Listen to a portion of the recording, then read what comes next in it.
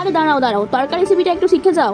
সবার প্রথমে মুগ কড়াইগুলোকে সারা রাত ধরে ভিজিয়ে রেখেছিলাম। সকালে ওই ভিজানো জলটা ফেলে দিয়ে মুগ কড়াইগুলোকে ধুয়ে নিয়েছিলাম।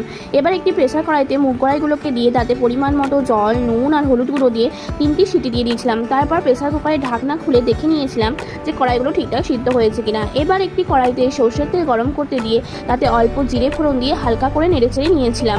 তারপর তাতে 3টে পেঁয়াজের কুচি দিয়ে ভালো করে ভেজে নিয়েছিলাম। তারপর তাতে 3টে কাঁচা লঙ্কার কুচো দিয়ে হালকা নেড়েচেড়ে তাতে 2টো টমেটোর কুচি দিয়ে আবার একটু ভালো করে ভেজে নিয়েছিলাম সব কিছু। তারপর তাতে 2 চামচ আদা আর রসুন বাটা দিয়ে খুব ভালো করে কষিয়ে নিয়েছিলাম। তারপর তাতে 2টো ডিম দিয়ে ভালো করে ভেজে নিয়েছিলাম। এবার তাতে আগে থেকে সিদ্ধ করে রাখা মুগ কড়াইগুলোকে দিয়ে ভালো করে নেড়ে ঘেটে দিলাম। তারপর তাতে অল্প কাশ্মীরি লাল লঙ্কার গুঁড়ো দিলাম রঙটা ভালো আসার জন্য। তারপর তাতে পরিমাণ মতো তড়কা মশলা আর একটু ভাজা মশলা দিয়ে সব কিছু নেড়ে ঘেটে মিশিয়ে সার্ভ করলাম। তো কেমন লাগলো অবশ্যই জানাবেন কিন্তু।